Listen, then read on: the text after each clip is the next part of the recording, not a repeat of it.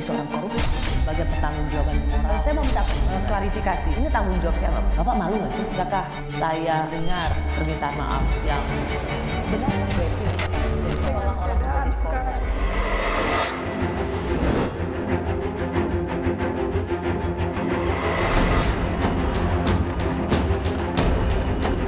Bahwa pimpinan DPR adalah Saudari Dr. Honoris Causa Puan Maharani.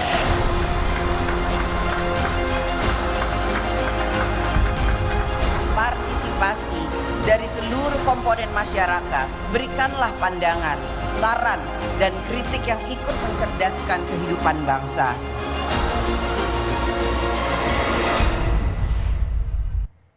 Selamat malam. Dikenal sebagai salah satu tokoh muda pemikir Islam progresif dan pendiri jaringan Islam liberal. Tokoh satu ini juga pernah menjadi anggota partai politik yaitu Partai Demokrat. Usai pemilu presiden lalu, ia banyak menulis soal politik di masa transisi dari Presiden Jokowi ke Presiden terpilih Prabowo. Malam ini Rosi mengundang cendekiawan Muslim Ulil Absar Abdallah atau kerap dipanggil Gus Ulil, tapi saya panggil Mas Ulil aja ya. Boleh. Mas Ulil apa kabar? Baik, terima kasih sudah diundang ke sini, Rosi. Saya mengundang Mas Ulil karena saya banyak membaca tulisan Mas Ulil di koran Kompas, Opini, lalu kemudian cuitannya Mas Ulil di platform X, dan banyak juga memberikan pandangan-pandangan yang menurut saya sedikit berbeda dari para penulis lainnya atau pengamat lainnya. Tapi saya mau masuk dulu yang paling baru, yaitu pelantikan anggota DPR. Pelantikan anggota DPR kemarin lebih dari 40% itu wajah baru, lebih dari 50% petahana. Seberapa besar confidence atau rasa Mas Ulil memberikan kepercayaan pada anggota DPR yang baru saja dilantik? Saya tidak memiliki bar ya atau parameter yang terlalu tinggi untuk DPR. Karena kasihan kalau kita memiliki bar yang terlalu tinggi. Memang Kenapa? Ya harus realistis ya. Kita berharap terlalu besar kepada DPR itu jelas mustahil terjadi.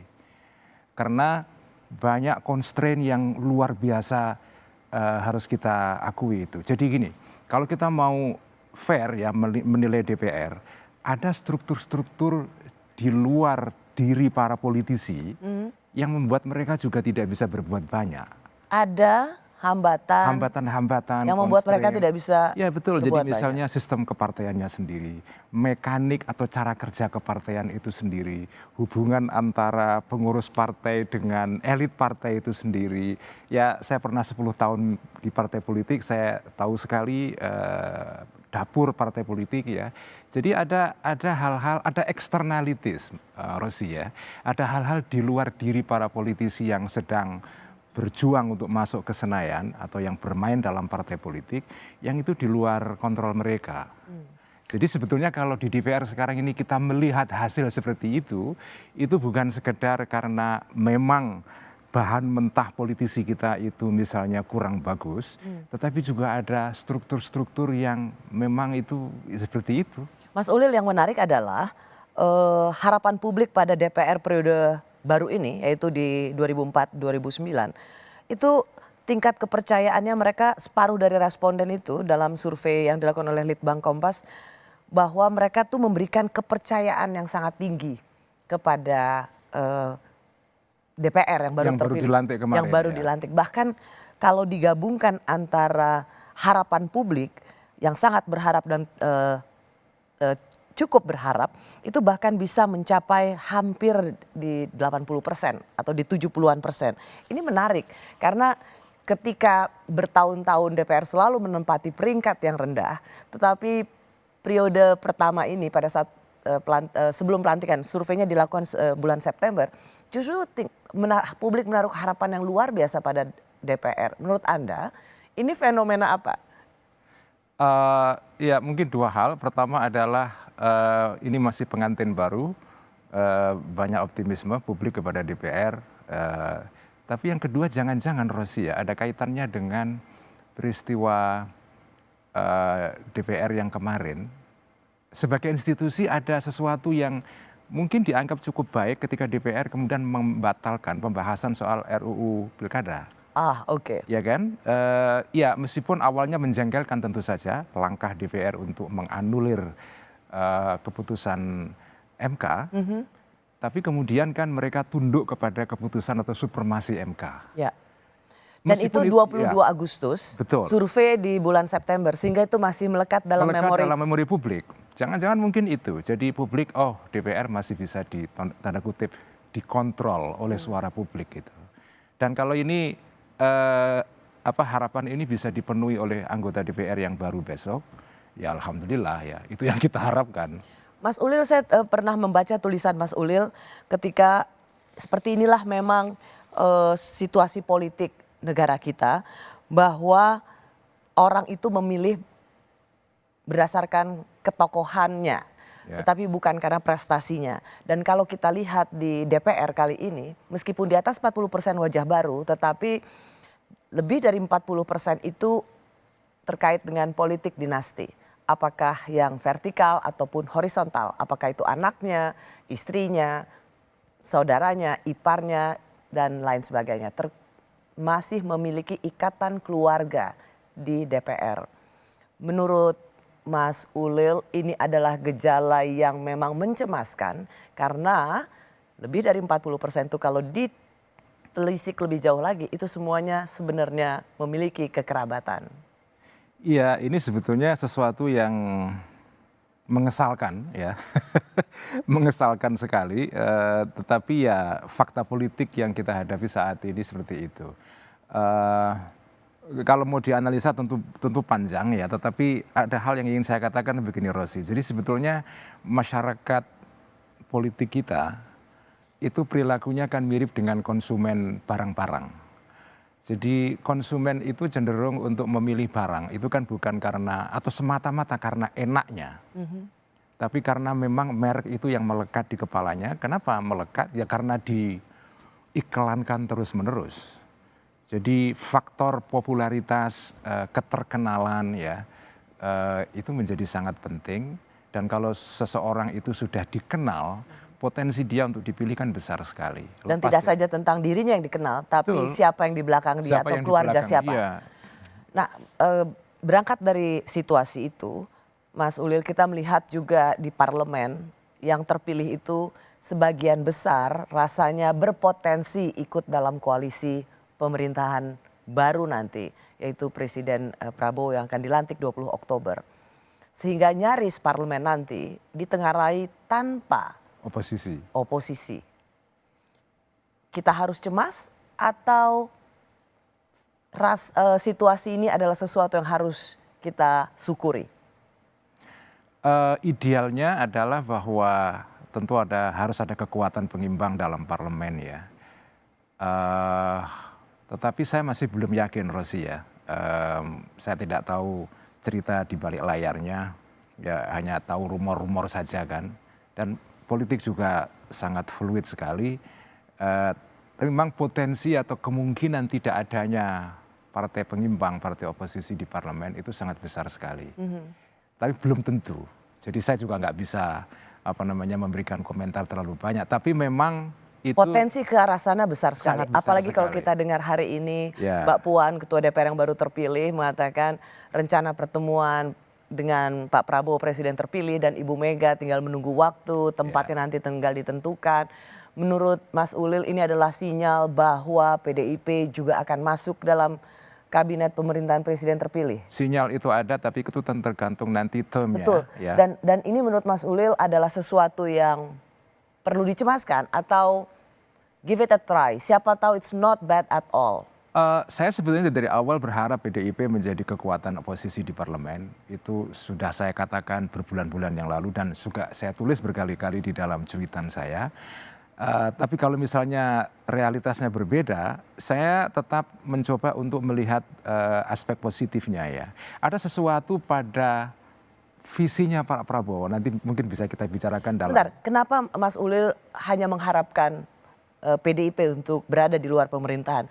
Kenapa tidak Nasdem, PKS, PKB yang juga sebenarnya di masa Pilpres tidak bersama Pak Prabowo? Karena 10 tahun ketika partai PDIP menjadi oposisi di era SBY dulu, PDIP melakukannya dengan cukup baik. Jadi tidak ada partai politik yang pernah menjadi kekuatan oposisi dan punya suara cukup penting di parlemen selain PDIP. Jadi semata pada pengalaman empiris itu, Iya, bahwa pengalaman ketika empirisnya. PDI Perjuangan ada di luar pemerintahan, Betul, maka check and balances itu lebih efektif, lebih efektif. terasa. Yang lain kan nggak ada. Yang lain tidak punya pengalaman itu atau punya, bahkan ada partai lain yang berada di dalam koalisi tetapi bertindak seperti partai oposisi pada era SBY dulu. Itu kita ketahui bersama itu. Saya akan masuk ke masa transisi karena ketika kita bicara soal sejarah transisi dari presiden ke presiden, Mas Ulil masih berada di partai politik.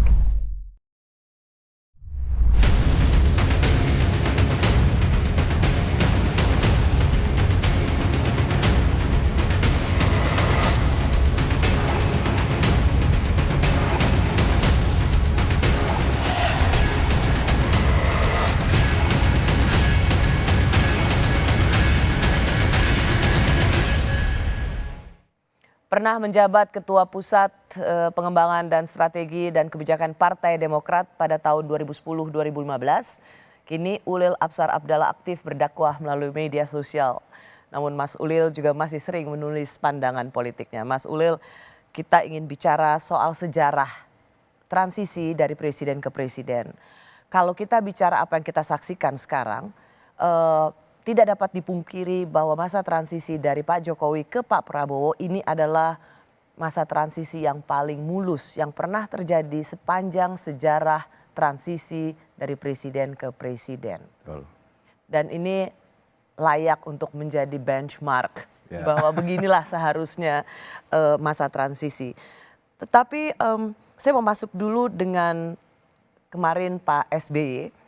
Itu bertemu dengan Pak Jokowi, bertemu juga dengan presiden terpilih. Menurut Anda, saya sempat membaca tulisan Anda dan ini Anda memberikan pujian yang sangat luar biasa dan sempat Anda mengatakan the greatness of the nation. Yeah. Apa kaitannya? Di mana hubungannya ketika pertemuan tiga mantan presiden, presiden yang segera menunaikan tugasnya dan presiden yang akan dilantik bertemu? Mengapa ini Anda langsung simpulkan the greatness of the nation? Istilah the greatness of nation atau apa namanya ya, kebesaran bangsa itu sebetulnya istilah yang saya pakai untuk melihat visi besarnya Prabowo dalam 5 tahun pemerintahannya nanti. Dia kepingin membawa kembali Indonesia sebagai bangsa besar, negara besar. Itu kata kuncinya. Kemudian saya melihat bahwa ini sebetulnya visi ini itu visi yang memang melanjutkan apa yang sudah dikerjakan oleh Jokowi. Pak Prabowo mempunyai modal besar untuk mencapai mimpi ini dengan bertumbuh kepada apa yang sudah dicapai oleh Jokowi selama ini.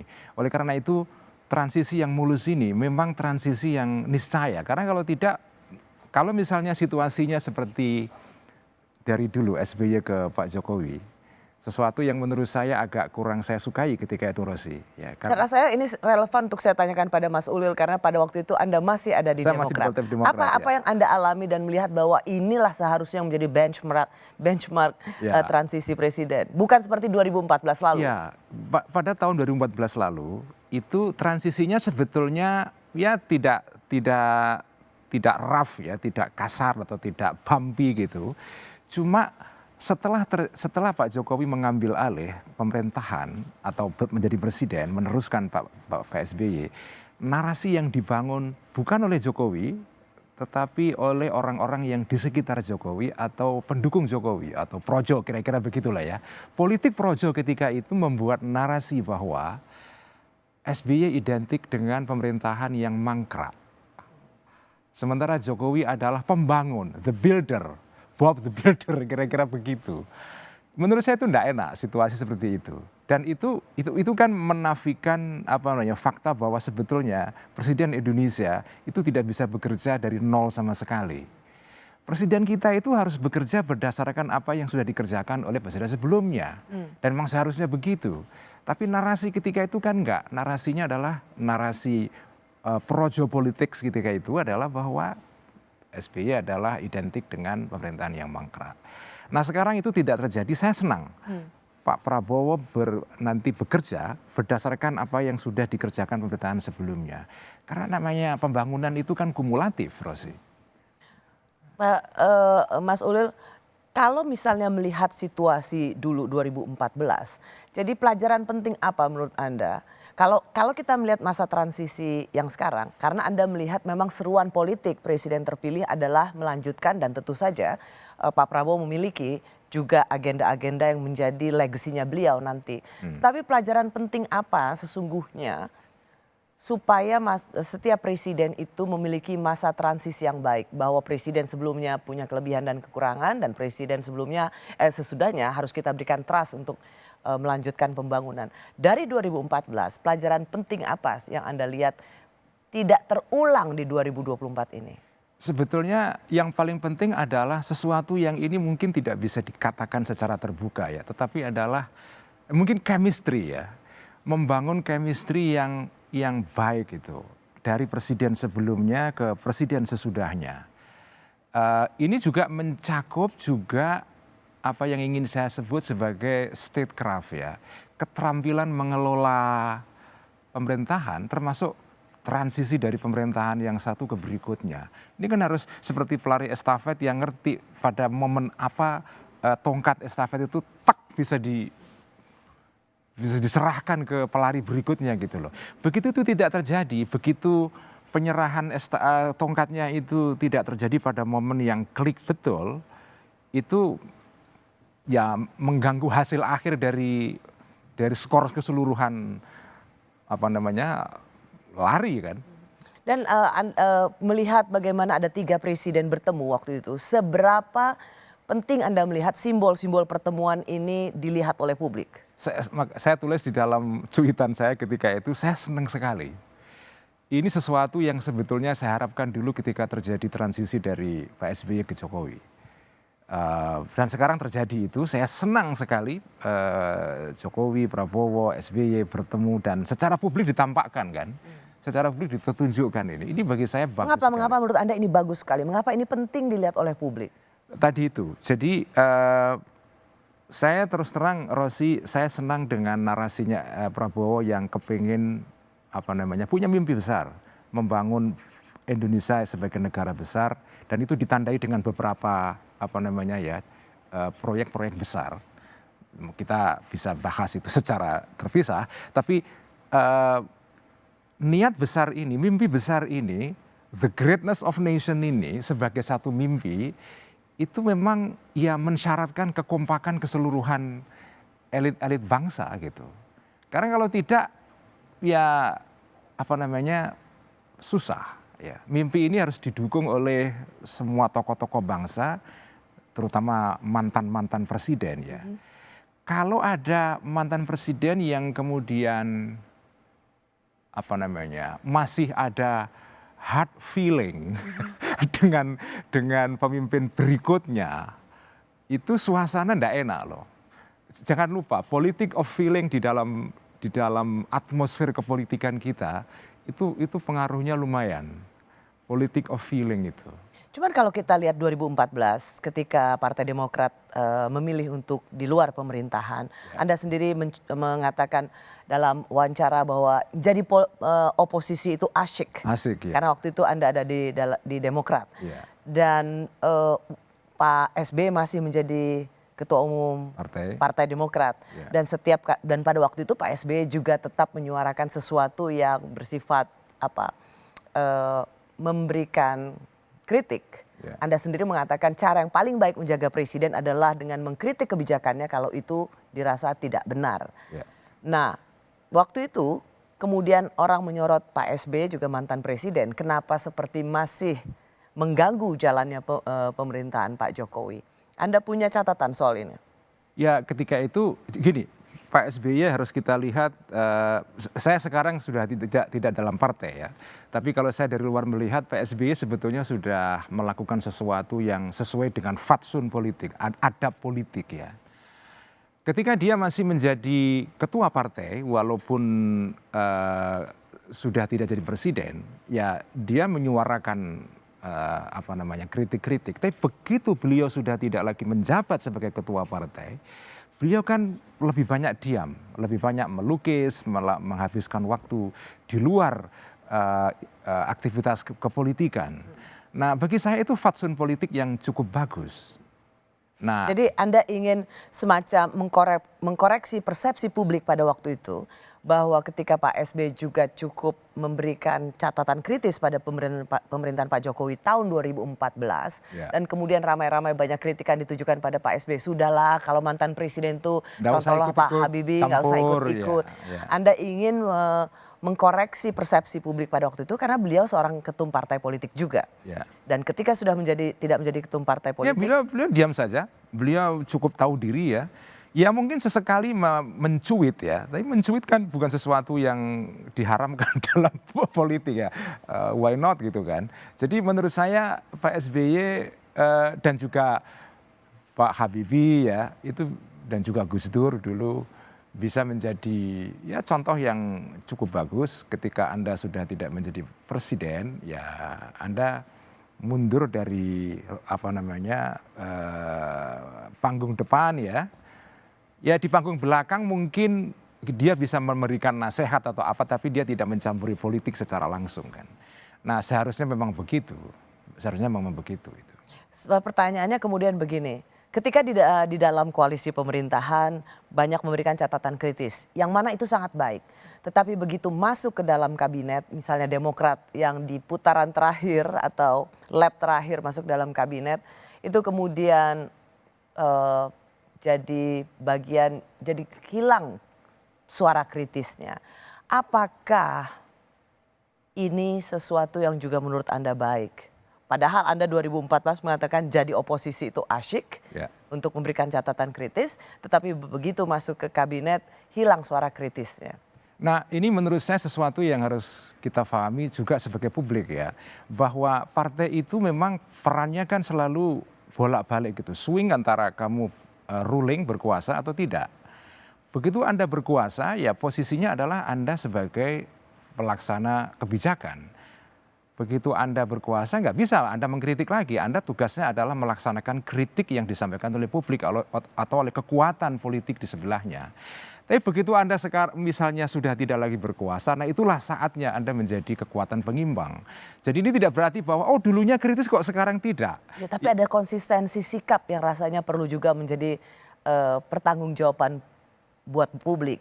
Begitu di luar misalnya kita contoh ketum Partai Demokrat mengatakan IKN harusnya melihat situasi keuangan negara, tidak perlu buru-buru hanya untuk sekedar gunting pita, tetapi begitu masuk kabinet ini adalah sesuatu yang baik. Tidakkah publik juga berhak untuk menilai partai politik memang hanya sekedar untuk mendapatkan kekuasaan? Ya, kekuasaan itu sesuatu yang fakta yang tidak bisa diingkari di dalam politik ya. Memang Anda menjadi politisi dalam konteks separtaian, itu memang mencari kekuasaan. Cuma di sini kekuasaan yang seperti apa yang Anda ingin capai dan caranya seperti apa ya. Jadi yang penting di sini adalah Anda mencapai kekuasaan dengan cara yang baik. Dan ketika Anda mencapai kekuasaan itu juga menggunakannya untuk sesuatu yang baik.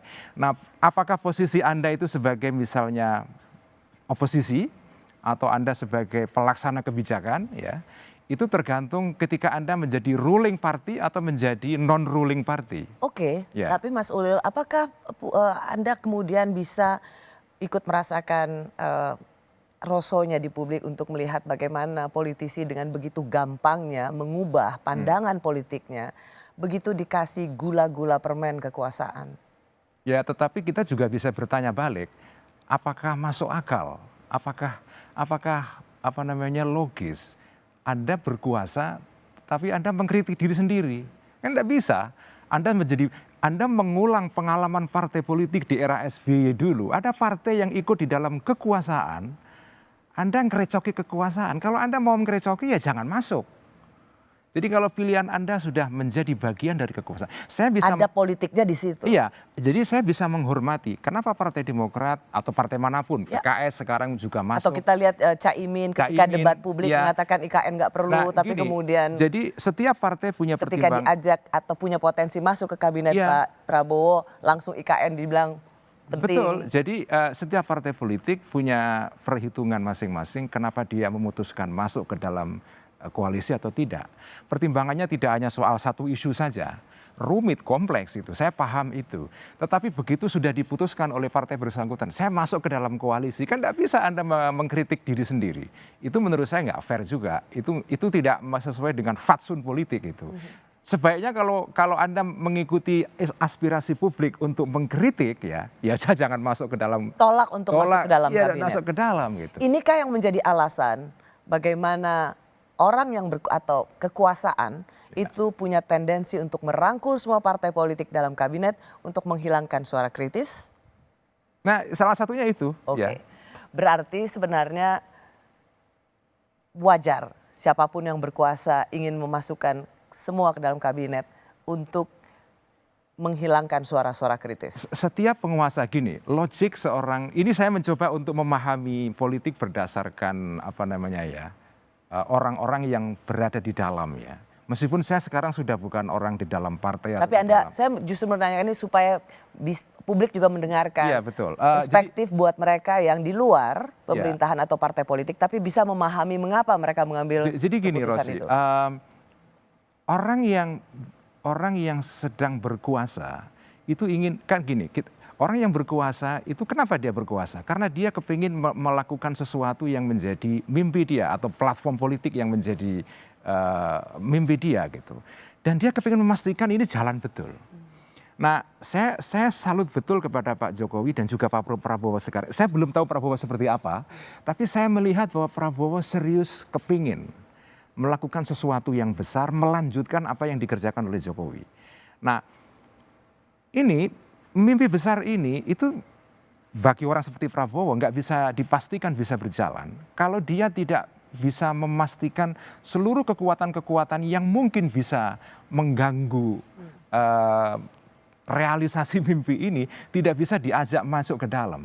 Jadi logik dari suatu penguasa memang kepingin menyerap sebesar mungkin kekuatan-kekuatan politik yang ada untuk masuk ke dalam. Nah, ini sebentar, kalau begitu saya potong sekali lagi sebentar, karena ini pertanyaan penting saya tanyakan. Dan Anda melihat ini bukan sesuatu yang mencemaskan? Tergantung.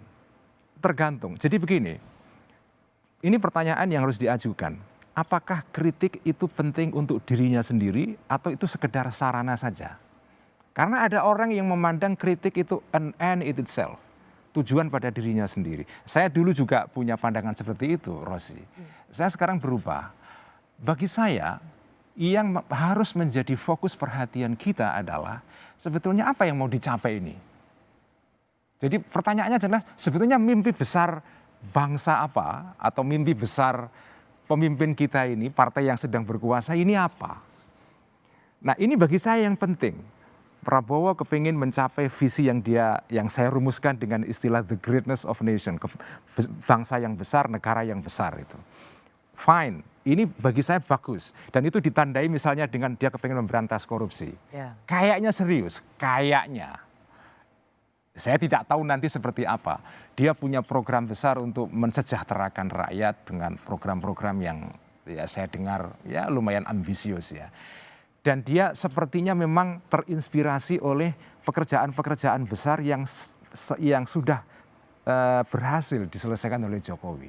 Ini bagi dia kayaknya, ini modal dasar ini. Itu kita sambut baik dan kita berikan ruang bagi Pak Prabowo untuk membuktikannya. Tapi pertanyaan tadi, ketika tidak ada suara kritis, saya kan cuma nanya apakah ini sesuatu yang mencemaskan untuk seorang Mas Ulil atau tidak. Itu saja pertanyaan. Tapi ternyata sebenarnya menurut Anda tidak perlu dicemaskan. Tidak perlu dicemaskan dalam pengertian bahwa kekuatan kritis itu sebetulnya akan terus ada itu. Akan terus ada kalaupun tidak di dalam parlemen, di luar parlemen itu sebetulnya suara kritis ini bermunculan banyak. Oleh karena itu sebetulnya harapan saya dari awal kan saya sudah katakan, saya berharap PDIP menjadi partai pengimbang. Karena mereka dianggap memiliki pengalaman sebagai penyimbang yang paling efektif. Ya. Menarik Mas Ulil, karena begini, Anda melihat bahwa karena ada sebuah mimpi besar, tujuan besar yang dicatat, digapai oleh presiden terpilih nanti, memang ada baiknya ia tidak diganggu di parlemen atau ia tidak diganggu dengan suara-suara yang bisa menghambat tujuan pembangunan presiden terpilih, gitu ya. Tapi pertanyaannya adalah soal koalisi besar. Kita pernah punya koalisi besar di 2009 ketika Pak SBY berkuasa. Artinya koalisi besar itu tidak selalu menjamin pemerintahan yang efektif.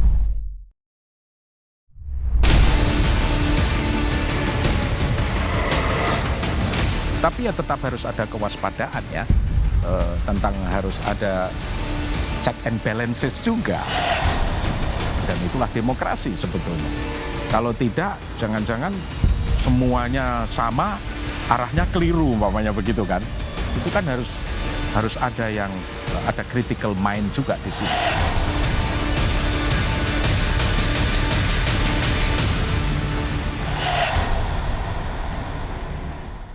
Presiden terpilih Prabowo Subianto ingin merangkul semua partai politik demi memastikan pembangunan berjalan lancar. Apa efek baik dan buruk dari pemerintahan tanpa oposisi? Saya masih bersama mantan politisi Partai Demokrat Ulil Absar Abdallah yang juga penulis buku berjudul Islam dan Barat, Demokrasi dalam Masyarakat Islam. Mas Ulil, kalau kita lihat soal koalisi besar, Pak SBY pernah mengalami semuanya dalam kabinet, hanya satu PDIP yang di luar, itu 2009 dan 2000 sampai 2014. Pak Jokowi saja oposisinya lebih banyak, ada PKS, sempat Demokrat. Demokrat ada PDIP. Demokrat PAN sempat. PKS ya, PAN ya. Jadi lebih banyak sebenarnya jumlahnya. Tetapi di 2009 ke 2014 kita melihat sebuah jalan yang sangat tidak mudah oleh Pak SBY, padahal menang pemilu 2009 itu 3 kandidat menang di atas langsung hampir 60%. Ya, mutlak menangnya. Ya, kemenangan yang luar biasa. Tapi toh dengan hanya satu partai di luar, Pak SBY bisa dibilang waktu itu sempat juga mengeluh bahwa jauh lebih susah saya memerintah di periode yang kedua. Mengapa contoh yang sama koalisi besar ini tidak berhasil di zaman Pak SBY? Ya, selain cuman PDIP tadi yang tadi sudah Anda sebutkan. Betul, Rosi. Jadi Pak SBY itu kasus yang atau contoh yang unik ya. Saya masih memberikan apresiasi yang dengan segala kelemahan-kelemahannya ya. Tapi ini kita bahas sedikit Pak SBY ya. Silakan. Ada beberapa hal yang menurut saya ya harus kita apresiasi pada pemerintahan Pak SBY itu. Jadi gini. Pak SBY itu adalah presiden pertama yang dipilih secara langsung. Dia presiden pertama yang harus merumuskan caranya sendiri karena belum pernah ada pengalaman presiden sebelum SBY harus berhadapan dengan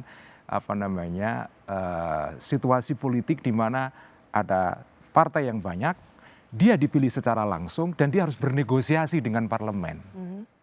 Itu pengalaman pertama. Jadi Pak SBY ini belum punya rumus ketika itu. Ya, semua presiden juga yang jadi presiden belum punya rumus. Belum punya rumus. Enggak, artinya situasinya memang baru sama sekali. Dan memang. Ya, tapi kan semua yang jadi presiden juga pasti mengalami hal yang baru. Mengapa ini menjadi sesuatu yang berbeda untuk Pak SBY? Dalam membangun koalisi, menurut saya itu baru sama sekali.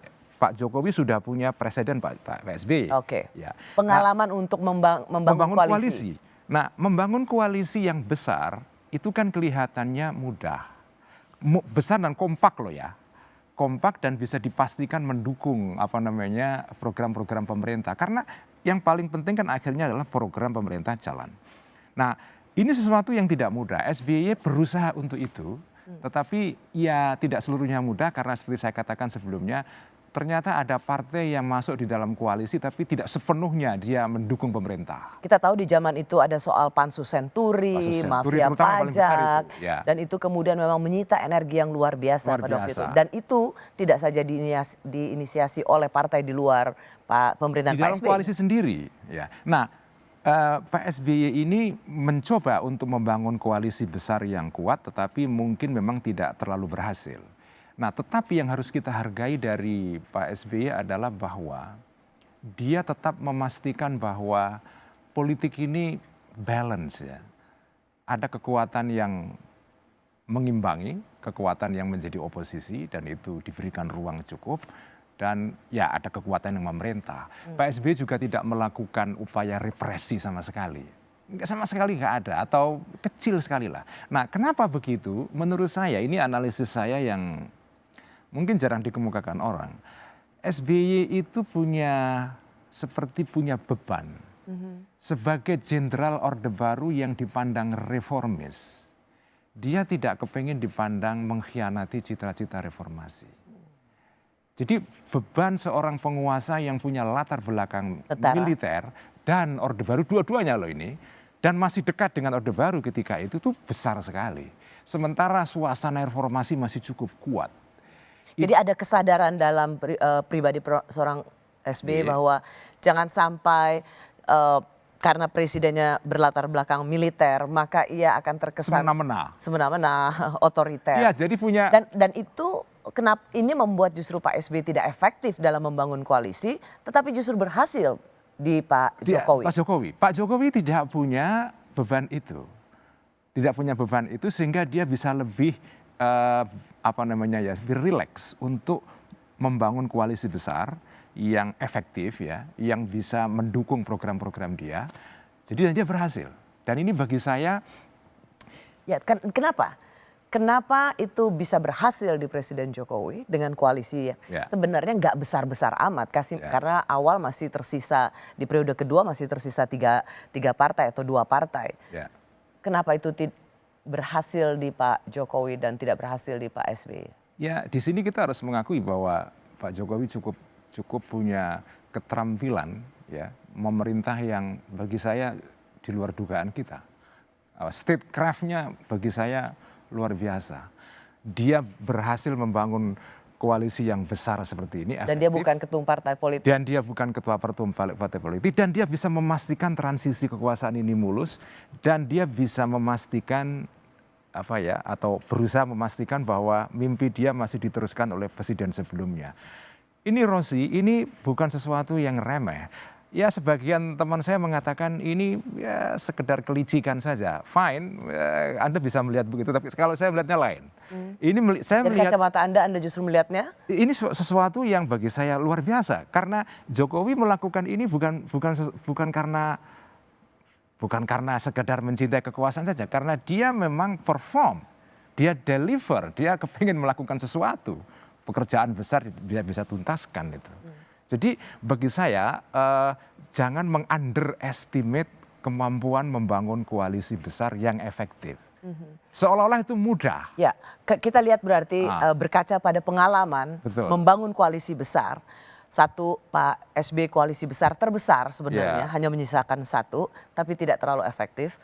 Pak Jokowi di periode kedua masih ada 3 partai, kemudian PAN bergabung 2 partai, sampai di putaran terakhir hanya tinggal 1 PKS. Iya betul. Bisa sangat efektif. Menurut Anda bagaimana Pak Prabowo membaca jejak-jejak ketidakberhasilan koalisi besar ini yang akan di-create atau dikreasikan oleh seorang presiden terpilih? Saya kira Pak Prabowo akan meneruskan pola koalisi yang sekarang ini sudah ada dan meneruskan keterampilan memerintah yang sudah dimulai oleh Jokowi ini. Kita tahu bahwa sebetulnya koalisi besar yang efektif ini bisa bekerja, Rosi, itu juga karena ya ada sesuatu, ada chemistry yang diusahakan ya. Bekerja di balik itu semua yang apa itu? ada chemistry yang bisa memastikan ini bisa jalan ini. Dan satu hal menurut saya bisa jadi karena Anda tadi mengatakan berharap PDIP ada di luar karena terbukti efektif menjalankan check and balances. Tapi kita juga melihat bagaimana pernyataan Pak Prabowo menanti ketemu dengan Ibu Mega. Pak Hashim mengatakan sudah 2 tahun Pak Prabowo menunggu bisa bertemu dengan Ibu Mega. Jadi semacam memang ada keinginan yang genuine dari Pak Prabowo untuk bertemu dengan Bu Mega. Yeah. Dan rasanya ini menjadi catatan penting buat Pak Prabowo. Rasanya ia harus merangkul PDIP supaya apa yang dicita-citakannya juga menjadi satu harmoni. Tidakkah ini juga menjadi pandangan Anda? Saya berharap begini, kalau harapan saya ya, Pak Prabowo merangkul Ibu Mega sebagai tokoh bangsa, tapi itu tidak berarti serta-merta merangkul atau mengajak PDIP menjadi kekuatan di dalam koalisi atau tidak membiarkan PDIP menjadi kekuatan oposisi. Jadi membangun kekompakan atau simbolisme tentang tokoh-tokoh bangsa yang bersatu itu satu hal. Kemudian soal koalisi dan tidak koalisi itu hal yang lain. Tapi yang penting adalah kompak ini karena pengalaman kepresidenan yang lalu misalnya hubungan antara Ibu Mega dengan Pak SBY yang kurang mulus itu kan ya tidak enak itu. Tidak enak toh. Dan nggak enak ya. Nggak enak. Nah itu dan Pak Jokowi itu bagi saya meninggalkan warisan penting di dalam statecraft ya, dalam keterampilan memerintah. Dia merangkul orang-orang yang selama ini menjadi musuhnya atau lawannya itu. Dan Prabowo melihat ini sesuatu. Ternyata ini berguna, kapital penting untuk menjalankan pemerintahan yang efektif itu. Dan dia sekarang... Jadi Anda melihat bahwa penantian Pak Prabowo untuk menunggu Bu Megawati itu bukan semata untuk menjadikan PDIP koalisi dalam pemerintahan. Tetapi lebih kepada ingin merawat hubungan yang harmonis atau menghormati bagaimanapun juga seorang Megawati Soekarno Putri. Saya kira Pak Prabowo dua-duanya. Saya kira dia kepingin mencapai dua-duanya itu, tujuan itu. Tetapi bagi saya, kalau saya sih berharap PDIP tetap menjadi kekuatan oposisi. Karena bagaimanapun tetap kita butuh pengimbang. Ya, pengimbang di dalam parlemen dan di luar parlemen. Anda nggak konsisten Mas Ulil. Kenapa? Karena dalam tulisan Anda di Opini Kompas, Anda menyetujui tendensi untuk merangkul semuanya. Tetapi sekarang Anda berharap tetap ada oposisi. Nggak, bukan semuanya. Saya merangkul dalam pengertian bahwa ada kekuatan besar yang efektif ya. Tapi kan tidak harus semuanya itu menjadi kekuatan dalam kekuasaan. Bahwa kekuasaan harus diimbangi, saya tetap berpandangan itu penting ya. Tetapi kekuasaan yang efektif. Pertanyaan besar pasca reformasi Rosi adalah kekuasaan yang efektif. Ini pertanyaan besar loh. Orang sekarang ini lebih banyak berbicara soal oposisi dan demokrasi kebebasan. Tetapi keefektifan pemerintah, negara yang bisa mengeksekusi pembangunan, itu jarang menjadi perhatian publik. Itu seolah-olah dianggap itu nothing. Oke, kalau begitu kenapa Anda tidak langsung saja loud and clear mengatakan bahwa ya sudah tidak perlu ada oposisi, koalisi besar. Saya tidak mau mengatakan itu juga karena bagi saya tetap pembangunan butuh pengimbang itu. Tetap butuh itu. Tetapi pembangunan juga harus efektif. Jadi konteks Anda bahwa Anda cenderung setuju bahwa siapapun yang berkuasa merangkul banyak orang, itu adalah supaya pemerintahan berjalan efektif. Tetapi Anda juga di sini supaya saya clear pandangan Anda tetap menginginkan adanya kekuatan di luar pemerintahan. Ada kekuatan yang menjadi pengimbang dan bagi saya warisan Pak Jokowi yang menarik adalah yaitu tetap ada kekuatan pengimbang di dalam parlemen dan ada kekuatan oposisi di luar di dalam masyarakat sipil yang juga diberikan ruang. Suara di misalnya media sosial tidak diberangus ya. Saya berharap ini dan kekuasaan efektif. Pembangunan jalan ini Rosi ini something big ini. Oke.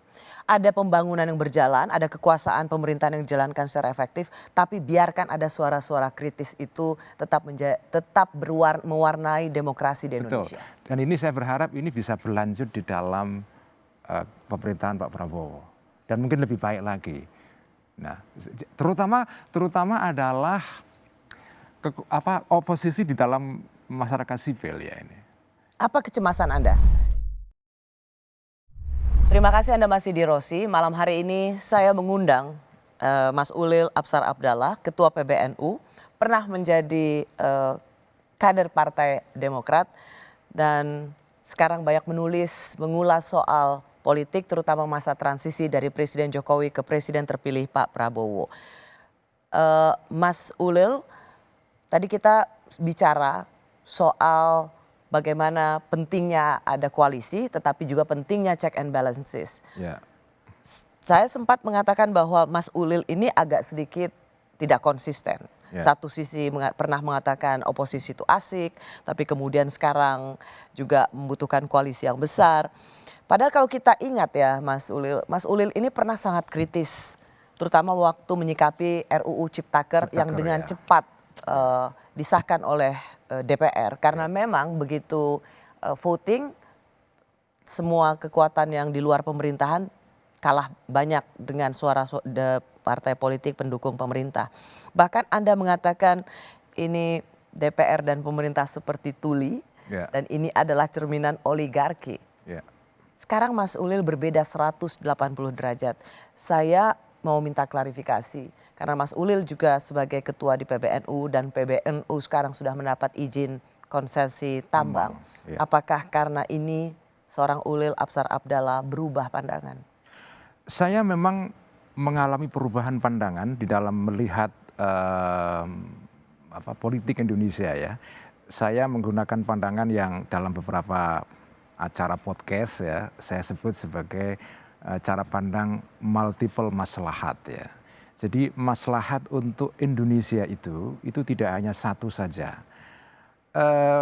Kebebasan politik, adanya oposisi, check and balance itu satu maslahat. Kemudian kesejahteraan yang bisa dijamin untuk masyarakat juga kemaslahatan. Keamanan yang bagus, keamanan yang stabil juga. Jadi maslahat itu tidak satu.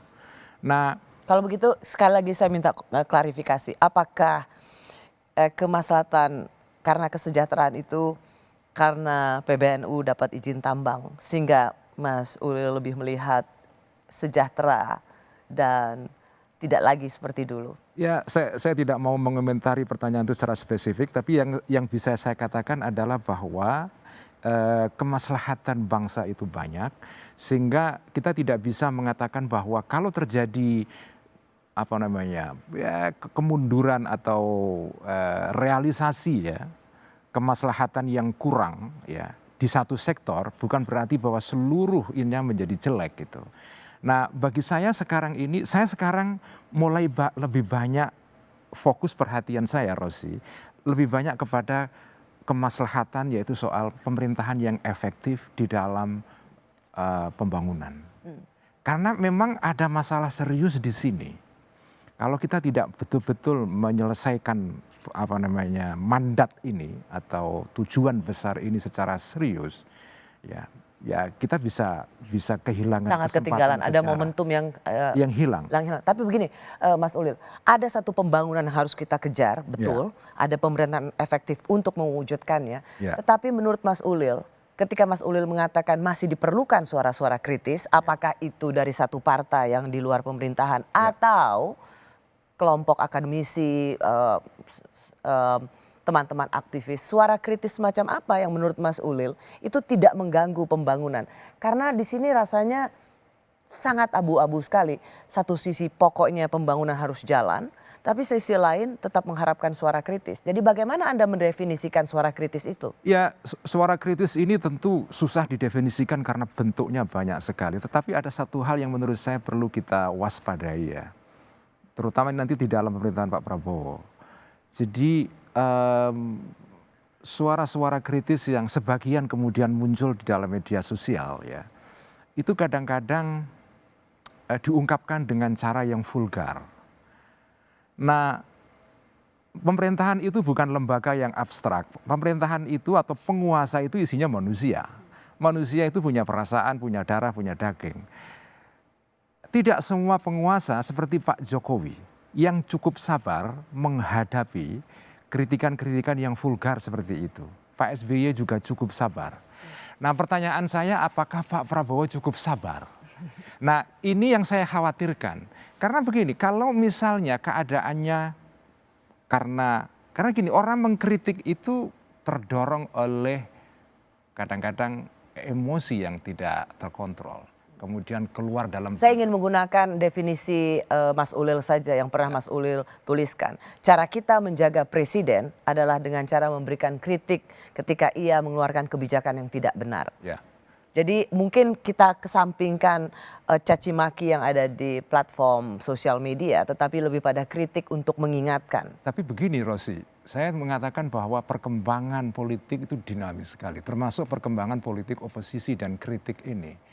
Kalau kritik ini berkembang dengan cara yang makin vulgar, bisa men-trigger respon balik dari penguasa.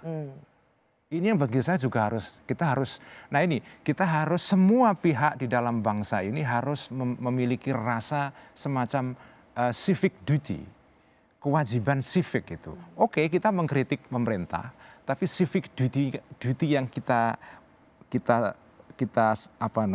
kerjakan melalui kritik ini tujuannya apa sebetulnya? Oke, Mas Ulil agak mencemaskan atau agak mengkhawatirkan atau mungkin lebih pada belum tahu bagaimana kemudian presiden terpilih merespons ini. Apakah cukup punya kesabaran atau tidak? Seperti Pak SBY dan Pak Jokowi. Kenapa? Kalau tidak cukup, kenapa Anda meragukan soal kesabaran? Saya terus terang gini, cukup senang melihat composure atau kesabarannya Pak Prabowo sejak debat Pilpres sampai sekarang ini. Cukup sabar menghadapi kritik-kritik yang vulgar dan kadang-kadang dengan cara yang lucu juga, humor ya. Itu cukup bagus. Saya kepengen ini bertahan terus. Saya berharap ya pemerintah Pak Prabowo nanti tolong jangan mengganggu terutama X ya. Media sosial yang namanya X. Karena ini media sosial memang tidak merupakan media sosial yang dipakai sampai sekarang tidak pernah terbukti maksudnya kenapa khawatir rasanya karena tidak ada indikasi. Kemarin di ujung pemerintahan Pak Jokowi ini ada menteri kita yang kepingin menutup X meskipun itu wacana.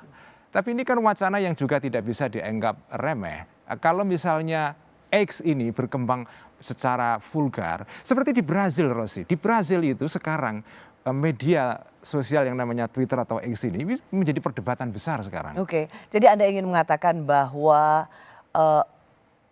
semoga ingin memberikan catatan, semoga Pak berharap Presiden terpilih nanti memiliki kesabaran yang lebih untuk melihat semua kicauan yang ada di media sosial. Media sosial. Oke, Mas Ulil sendiri tetap memiliki confidence ya dengan transisi ini dan menjadi modal besar bagi bangsa ini untuk mengawali babak baru dalam melihat pemerintahan selanjutnya.